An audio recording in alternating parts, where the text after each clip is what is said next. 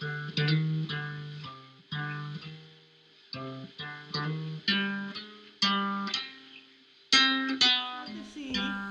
start with some of your classmates' work, and there you go.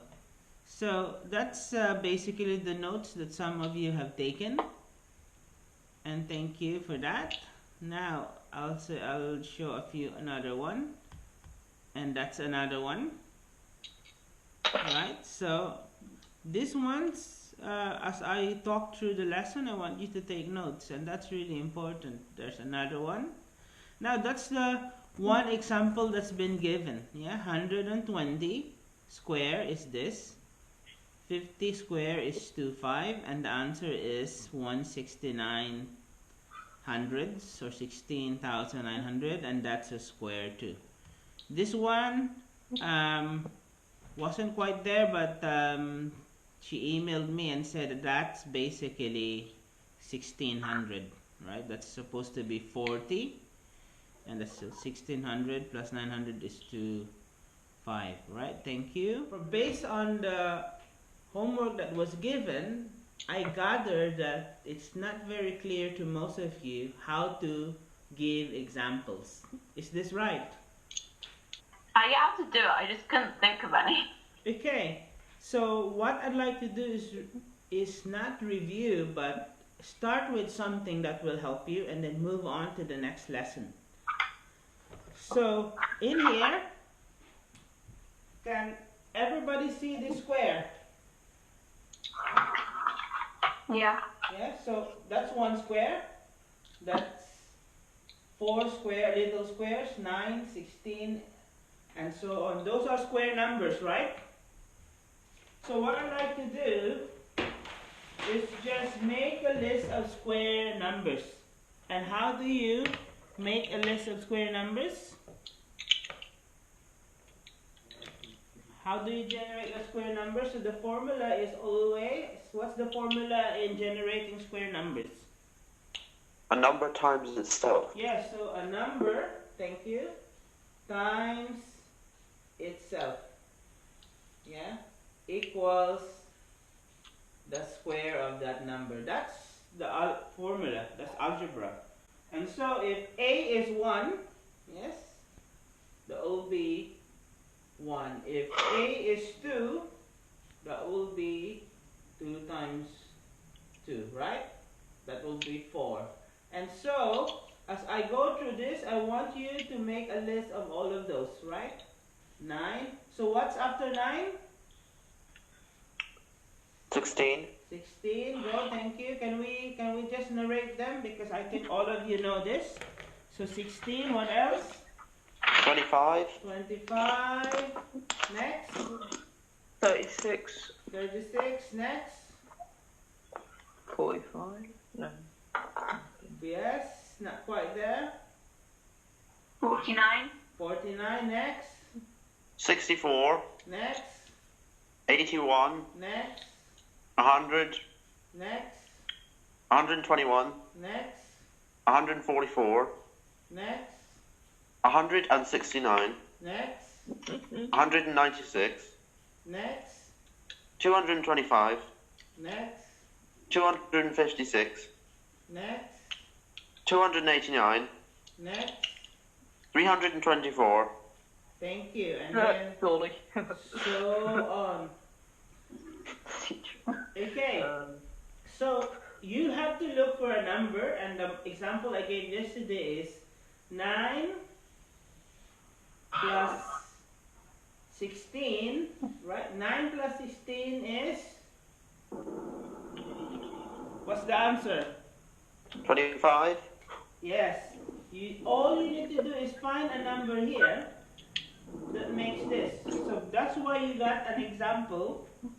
That's why you have an example of 3 squared plus 4 squared equals 5 squared. That's one of the examples. 9 plus 16 is 25. Now, what else can we add in here that what can we add? What square number can we add so that the answer is one of this in here? 12 squared plus 16 squared equals 20 squared. Okay. Yes, thank you for that. That's one of your examples, right? Yeah. Yes. So I'd like to do another one that's not in the example. This one, 8 squared plus this one. What is 64 plus 225?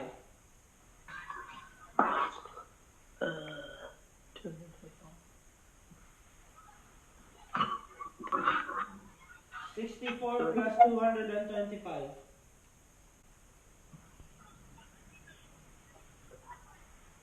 280 something? Well, Oh, wow. it should 280 something. It should be 289. Yes, There and we there go. you go. You can find it here. You can find it in here. So that's another example. It's essentially 8 squared.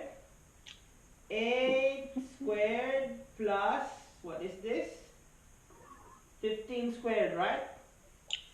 15 squared is, so 8 squared is 64 plus 15 squared is 225. Your answer is 289, which is 17 squared. And that's how you give the example. Are there questions with that? Are there any questions with how to give me the examples? No. Oh, good. So, to those who haven't given the example, I want you to give me 3 examples. 3. So, now we move on to the next part of our lesson. Yeah, and then we go back to the story of Pythagoras. So, this lesson is a review of what you did the last few years. But because it's a review, we'll go through it so quickly.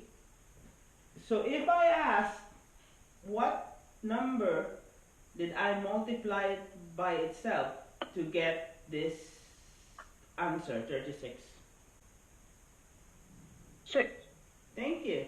Now, what's another fancy way of asking a question that sounds very difficult? What's the square root of 36? Yes, thank you. All right. So that's essentially what we're doing here. It's that fancy way of asking is, what is the square root of 36? And the answer is 6. Okay, I just want to go through because you've done this before. What's the square root of 81? 9. Thank you. And what's the square root of 256? 18. Yes, thank you. And of course, what's the square root of 324? Wait, isn't that 18? Isn't the other one 16? Oh yes, you're right. That's 16. And this one is 18. Thank you. Are there any questions with square roots? No. Good. So it's very clear then. Now let's move on to the next part of the lesson. And this is basically what we spoke about yesterday. Who could tell me in words what this all means? This drawing and this letter. Who could tell me in words what is this all about?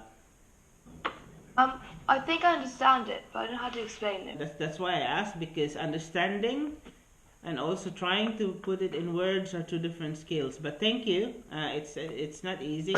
I'd like to ask for volunteers, please. Yeah.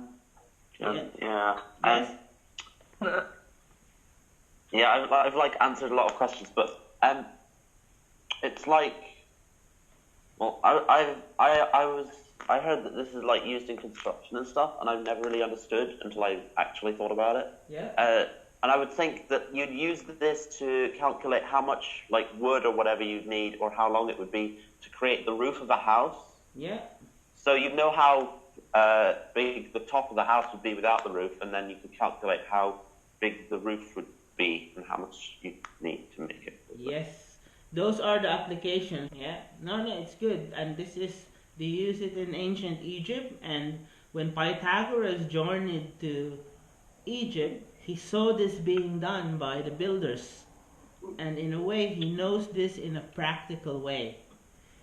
But I'll tell you why doing it in his mind makes an impression in him tomorrow. But today we'll just go through the numbers on this. But thank you. Yes, it's used in construction. Is there anything else that you want to add to that? Do you want to say something? Did I say something? Yeah, do you want to just describe what you see?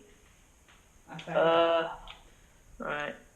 Well, there are 3 squares, and there's a right angle triangle that they're connected by, and they're getting bigger. And it's what Pythagoras was famous for. Okay, good. Thank you. So I'd like to say this, and I'd like you to take note of this. If you have a right-angled triangle, the smaller side, if you square them, and the medium side, if you square them, if you add the square of both, it's equal to the square of the longest line. And this is what it means. So the square of A plus the square of B is equal to the square of C. And this is the Pythagoras theorem or Pythagorean theorem. Now I want you to put that in your notes to send to me so that then we get this idea.